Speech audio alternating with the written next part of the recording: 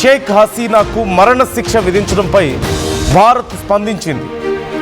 అంతర్జాతీయ crimes tribunal తీర్పు గురించి తెలిసిందని, బంగ్లా ప్రజల ప్రయోజనాలకు కట్టుబడి ఉన్నామంటూ భారత్ చెప్పింది. బంగ్లాలో శాంతి, ప్రజాస్వామ్యం, స్థిరత్వాన్ని పరిగణలోకి తీసుకొని అన్ని పక్షాలతో నిర్మాణాత్మకంగా వ్యవహరిస్తామంటూ ప్రకటన చేసింది. అల్లర్ల కేసులో షేక్ హసీనాకు మరణశిక్ష విధించింది అక్కడి కోర్టు. బంగ్లా అల్లర్ల తర్వాత భారత్లో హసీనా తలదాచుకుంటున్న విషయం మనకు తెలిసిందే. గత ఏడాది ఆగస్టులో హసీనా భారతదేశానికి వచ్చారు. అక్కడ తీవ్రంగా వ్యతిరేకత వ్యక్తం అవడం, అల్లర్లు జరగడం హసీనా మీద ఉన్నటువంటి అతిపెద్ద ఆరోపణ. తనకి వ్యతిరేకంగా ఉన్న వాళ్ళ ప్రాణాలు కూడా హసీనా తీయించారని, కొన్ని వందల మంది ప్రాణాలను తీయించారు, ఎంతోమంది మీద దాడి చేయించారని, తన అధికారాన్ని దుర్వినియోగం చేశారని, ఎన్నో ఆర్థిక నేరాలకు పాల్పడ్డారని, ఇలా ఎన్నో ఆరోపణలతో అక్కడ విచారణ జరగ్గా అంతమంది ప్రాణాలు పోవడానికి హసీనానే కారణం అని చెప్పి భావించి అక్కడి ఇంటర్నేషనల్ క్రైమ్ ట్రిబ్యునల్ షేక్ హసీనాకు మరణశిక్ష విధించింది. అయితే అప్పుడు అల్లర్ల తర్వాత అక్కడి నుంచి పారిపోయి వచ్చినటువంటి హసీనాకు భారతదేశం ఆశ్రయం కల్పించడం, ఆ తర్వాత అక్కడ మొహమ్మద్ యూనస్ ప్రభుత్వం ఏర్పాటు అవ్వడం, చాలాసార్లు అక్కడి ప్రభుత్వం భారతదేశాన్ని అడగడం చూసాం. వెంటనే షేక్ హసీనాను మాకు అప్పగించండి అని ముందు వార్నింగ్ కూడా ఇచ్చారు. ఆ తర్వాత 2024 లోపు పూర్తయ్యే లోపు మాకు అప్పగించాలని చెప్పి ఒక డెడ్ లైన్ కూడా విధించారు. అయినా సరే భారత్ ఆ విషయంలో వెనక్కి తగ్గలేదు. ఇప్పుడు అక్కడి ఇంటర్నేషనల్ క్రైమ్ ట్రిబ్యునల్ షేక్ హసీనాకు మరణశిక్ష విధించిన నేపథ్యంలో భారత్ ఇప్పుడు ఎలా రెస్పాండ్ అవుతుంది, ఎలా ఈ విషయాన్ని డీల్ చేస్తుంది అనేది చాలా కీలకంగా మారింది. ఆ దేశంలో ఒక పెద్ద ద్రోహం చేసిన వ్యక్తిగా, అక్కడి దేశ పౌరుల ప్రాణాలు తీసినటువంటి ఒక వ్యక్తిగా షేక్ హసీనాను ట్రీట్ చేస్తున్న నేపథ్యంలో అక్కడి ఒక రకంగా చెప్పాలంటే అక్కడ ఆ దేశంలో ఒక క్రిమినల్ లాగా ట్రీట్ చేస్తూ షేక్ హసీనాకు మరణశిక్ష విధించిన నేపథ్యంలో ఇప్పుడు ఆ శిక్షని అమలు చేయడానికి భారతదేశమే అడ్డు పెడుతున్నట్లుగా ఇప్పుడు ఆ దేశం భావిస్తుంది. అంతర్జాతీయ స్థాయిలో ఈ అంశాన్ని లేవనెత్తుతుంది. మరి భారతదేశం ఇప్పుడు ఏం చేయబోతుంది? అక్కడి రాజకీయాల్లో ఎంతవరకు ఇన్వాల్వ్ అవ్వగలుగుతుంది భారతదేశం అనేది చాలా కీలకంగా మారింది. ఇరు దేశాల మధ్య ఒక ఒప్పందం కూడా ఉంది. ఇరు దేశాల మధ్య సైనికుల ఒప్పందం కానీ, లేదంటే పట్టుబడినటువంటి క్రిమినల్స్కి సంబంధించి కానీ సహజంగా అన్ని దేశాలతోనూ ఈ ఒప్పందం ఉంటుంది, వెంటనే అప్పగించాలి అని చెప్పి. ఆ దేశంలో వాంటెడ్గా ఉన్న వాళ్ళని మన దేశంలో ఆశ్రయం కల్పించి ఉంచడానికి అవకాశం ఉండదు. కానీ షేక్ హసీనా విషయంలో భారతదేశం ఆ లిమిట్స్ని టు ద ఎడ్జ్ పుష్ చేస్తుంది. In fact beyond the edge push చేస్తుందనే చెప్పాలి. చాలాసార్లు ఆ దేశం డిమాండ్ చేసినప్పటికీ మనం వెనక్కి తగ్గలేదు, షేక్ హసీనాను అప్పగించడానికి ఒప్పుకోలేదు. కనీసం ఎక్కడుందనే సమాచారాన్ని బయటికి రానివ్వకుండా పూర్తి స్థాయిలో షేక్ హసీనాని మనం ప్రొటెక్ట్ చేస్తూ వస్తున్నాం. ఈ నేపథ్యంలో వాళ్ళు చాలా సందర్భాల్లో మన మీద ఆగ్రహాన్ని వ్యక్తం చేశారు, హెచ్చరికలు జారీ చేశారు, డెడ్ లైన్స్ విధించారు. ఇప్పుడు it's really high time Sheikh Hasina విషయంలో భారత్ వైఖరి ఎలా ఉండబోతోంది అనేది. భారత్ దీనికి సంబంధించి స్పందించింది. You can see the statement on the screen. India has noted the verdict announced by the International Crimes Tribunal of Bangladesh concerning former Prime Minister Sheikh Hasina. Sheikh Hasina విషయంలో వచ్చినటువంటి ఇంటర్నేషనల్ క్రైమ్ ట్రిబ్యునల్ ఇచ్చినటువంటి ఆ తీర్పుని మేము గమనిస్తున్నాం అని చెప్పింది. As a close neighbour, India remains committed to the best interest of people of Bangladesh, including in peace, democracy, inclusion and stability in that country. We will always engage constructively with all the stakeholders to that end. అంటూ Bharat respond అయినటువంటి విధానం మనం చూస్తున్నాం. Ministry of external affairs, government of India మనం చూస్తున్నాం. మన విదేశాంగ శాఖ స్పందించింది. మేము బంగ్లాదేశ్ నైబర్గా మేము ఖచ్చితంగా అక్కడి ప్రజల అవసరాలని బట్టి వాళ్ళ రక్షణ కోసం మేము ఖచ్చితంగా కట్టుబడి ఉంటాం, ఇరు దేశాల సంబంధాలు మాకు ముఖ్యమే అంటూ స్పందించింది. అలాగే ఇచ్చినటువంటి తీర్పును కూడా, ఇంటర్నేషనల్ క్రైమ్ ట్రిబ్యునల్ ఇచ్చినటువంటి తీర్పును కూడా మేము గమనిస్తున్నాం. International crime tribunal of Bangladesh ఇక్కడ, ఇది మనం గమనించాలి. సో ఆ దేశంలో ఇంటర్నేషనల్ క్రైమ్ ట్రిబ్యునల్ ఇచ్చినటువంటి తీర్పును మేము గమనిస్తున్నాం అంటూ కూడా చెప్పింది. కానీ ఎక్కడా కూడా షేక్ హసీనాని అప్పగిస్తామని కానీ అప్పగించమని కానీ చెప్పలేదు.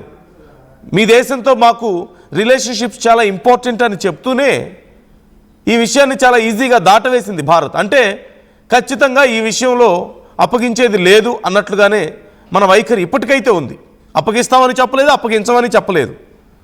సో మనకంటూ క్లారిటీ ఇక్కడ మెయింటైన్ చేస్తున్నాం. అట్ ది సేమ్ టైం మీ దేశంతో మాకు రిలేషన్షిప్స్ కూడా చాలా ముఖ్యమని మనం చెప్తున్నాం. సో ఇప్పుడు మహమ్మద్ యూనస్ ఏం చేయబోతున్నాడు, మహమ్మద్ యూనస్ గవర్నమెంట్ ఏం చేయబోతుంది ఈ విషయంలో?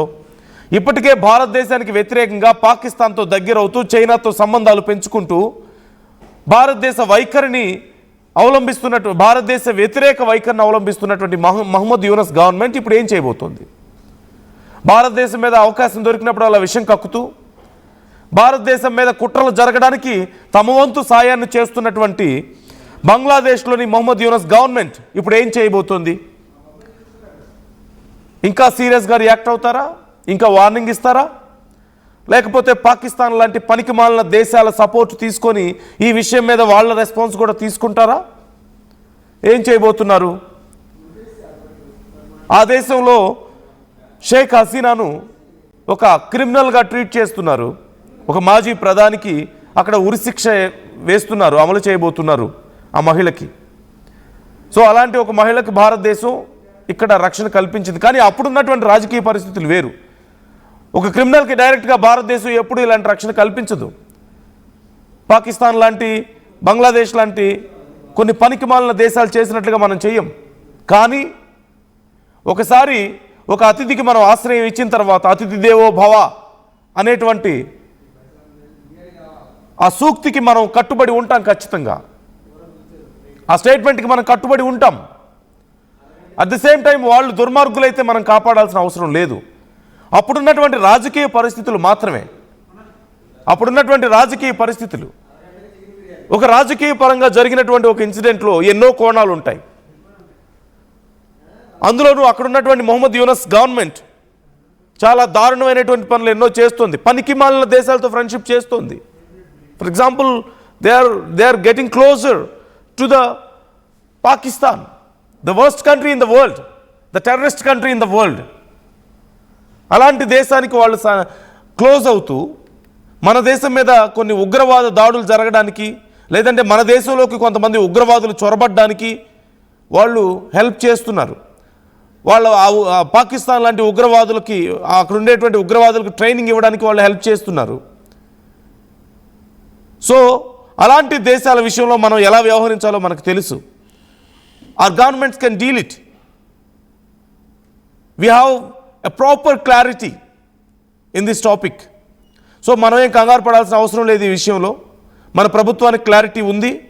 బంగ్లాదేశ్తో ఎలా డీల్ చేయాలో మనకు తెలుసు. ఎందుకంటే we are the one who supported them. We are the biggest reason వాళ్ళ దేశం ఏర్పడడానికి. అసలు వాళ్ళ దేశం ఏర్పడిందే మన వల్ల కదా. వాళ్ళకంటూ ఒక స్వతంత్ర దేశం ఏర్పడిందంటే కేవలం భారతదేశం వల్లనే. లేదంటే ఇప్పుడు బలూచిస్తాన్ లాగా పాకిస్తాన్ చేతిలో బంగ్లాదేశ్ ఎలాంటి దారుణమైన పరిస్థితులు ఉండేవో మనం అర్థం చేసుకోవచ్చు. ఒక ఉగ్రవాద స్థావరంగా మార్చేసి ఉండేవాళ్ళు వాళ్ళందరినీ కూడా, ఆ ప్రాంతం అంతా కూడా. సో ఆ కృతజ్ఞత లేదు వాళ్ళ దగ్గర. ప్రకృతి విపత్తులు వచ్చినప్పుడు, ఆర్థికంగా చితికిపోతున్నప్పుడు we are the one who helped them. మనం వాళ్ళకి గ్రెయిన్స్ పంపించాం, ఫుడ్ పంపించాం, వాళ్ళకి ఆర్థిక సాయం చేశాం. పాకిస్తాన్ ఏడ్చింది ఆ సమయంలో, మీరు ఎందుకు సాయం చేస్తున్నారు అంటూ. వాళ్ళకి సాయం చేయొద్దు అన్నది. మనం ఎక్కడ వాళ్ళతో ఫ్రెండ్షిప్ చేస్తామని భయపడింది, వాళ్ళని అనగదొక్కాలని చూసింది. Now they are being very close. పాకిస్తాన్తో చాలా క్లోజ్గా ఉంటున్నారు. పాకిస్తాన్తో రక్షణ ఒప్పందాలు కుదుర్చుకుంటున్నారు. పాకిస్తాన్తో వాళ్ళు ఎన్నో లావాదేవీలు చేస్తున్నారు, ఎన్నో ట్రాన్సాక్షన్స్ చేస్తున్నారు. And we are being enemies to them ఇప్పుడు మనల్ని. ఎనిమీస్గా ట్రీట్ చేస్తున్నారు. సో ఇలాంటి సిగ్గుమాలిన చర్యలు చేస్తున్నటువంటి పాకిస్తాన్కి, వాళ్ళ మద్దతు తీసుకొని రెచ్చిపోతున్నటువంటి అక్కడ ఉన్నటువంటి యూనస్ గవర్నమెంట్కి, మొహమ్మద్ యూనస్ గవర్నమెంట్కి we know how to deal with them. So మన దేశం చాలా క్లియర్గా చెప్పింది, ఇక్కడ మేము అబ్జర్వ్ చేస్తున్నాం, మేము విన్నాం, ఆ తీర్పు విన్నాం, మేము గమనిస్తున్నాం, బంగ్లాదేశ్ ప్రజల మంచిని మేము కోరుకుంటున్నాం, ఆ దేశ ప్రజల శ్రేయస్సు కోసం ఏం చేయాలో భారతదేశం ఆ పని చేస్తుంది. We are so clear about that. We never mentioned anything about మనం షేక్ హసీనాను అప్పగిస్తామా లేదా అనే దానికి సంబంధించి. అండ్ గతంలో వాళ్ళు బెదిరించినప్పుడు మనం ఎప్పుడు పెద్దగా రెస్పాండ్ అవ్వలేదు, వాళ్ళు డెడ్ లైన్ విధించినప్పుడు మనం రెస్పాండ్ అవ్వలేదు. సో యూ కెన్ అండర్స్టాండ్ మన పంథా ఎలా ఉంది, మన పద్ధతి ఎలా ఉంది ఈ విషయంలో అనేది అర్థమవుతుంది. So let's see what they are going to do. Pakistan లాంటి పనికిమాలిన దేశాలు ఇప్పుడు వస్తాయి, బయటకు వస్తాయి. అంత పెద్ద ఉగ్రవాదికి, అంత పెద్ద క్రిమినల్కి మీరు ఆశ్రయం కల్పిస్తారా? బంగ్లాదేశ్కి వెంటనే హసీనాను అప్పగించాలి అని చెప్తారు. Are we going to notice such kind of blabbering?